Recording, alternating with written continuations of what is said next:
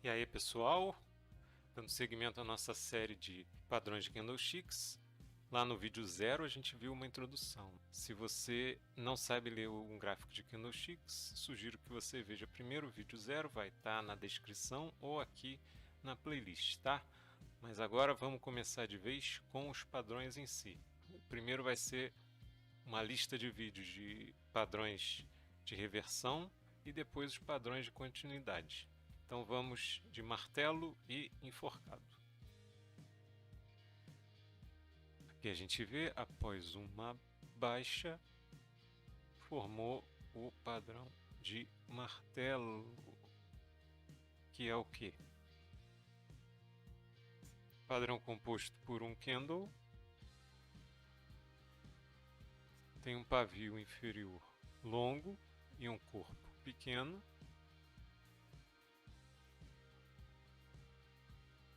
Tanto um candle vermelho quanto um verde pode vir a representar um martelo, tá? Não precisa ser de uma cor específica.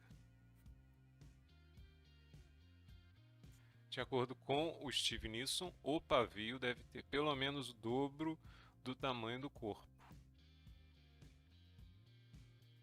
sendo que o ideal é que não tenha nenhum pavio em cima, tá? E se tiver, que seja bem pequeno. E aí, quanto maior for o pavio inferior e menor for o corpo aqui do candle, melhor vai ser para a gente, mais confiável vai ser o padrão, tá? Outra coisa é que o martelo pode marcar uma região de suporte, ou então pode vir a confirmar uma região que já foi testada. Aqui, por exemplo,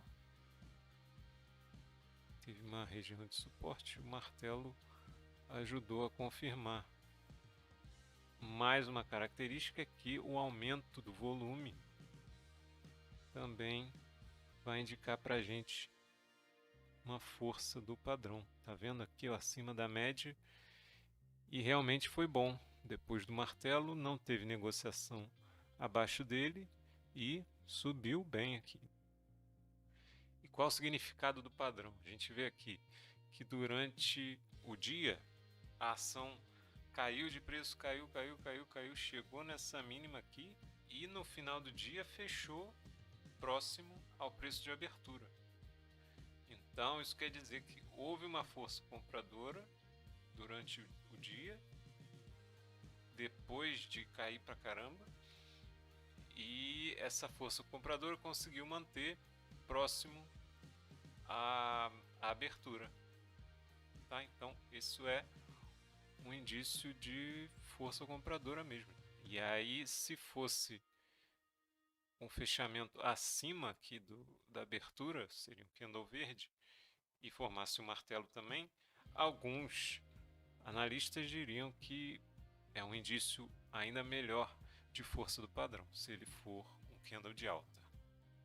Vamos agora para o enforcado, que é, ó, depois de uma tendência de alta, apareceu aqui um enforcado. Enforcado ou hanging man.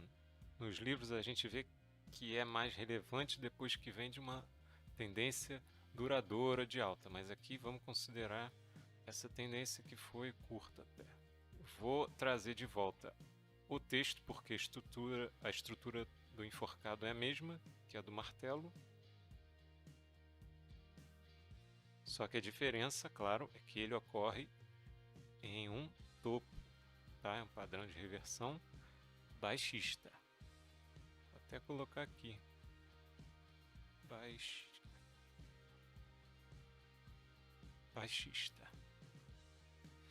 E outra diferença também é que lembra que a gente viu que essa movimentação de durante o pregão ter uma queda, aí ao longo do dia sobe tudo de novo e fecha lá perto da abertura? Pois então, isso tem um viés altista. Por causa disso, o enforcado exige confirmação. que é o que? É quando o dia seguinte, ou a sessão seguinte, abre abaixo do corpo do enforcado, ou melhor ainda, ela fecha abaixo do corpo do enforcado.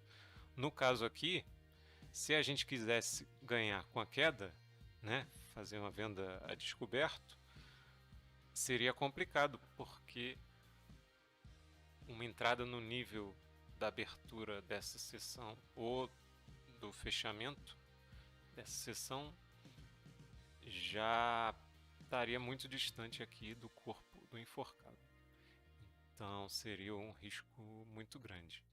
Mas a gente tem que avaliar sempre essa questão do risco e retorno e lembrar de esperar a confirmação depois do enforcado.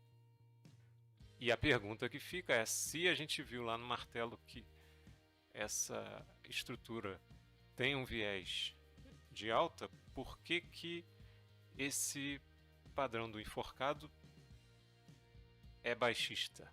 E aí é o seguinte, depois de uma tendência de alta, o que a gente vê é que nessa seção do enforcado, os compradores não tiveram força suficiente para que o preço fechasse muito acima da abertura. Então, no caso do candle vermelho, ficou abaixo da abertura, né? Isso mostra um potencial enfraquecimento da tendência de alta.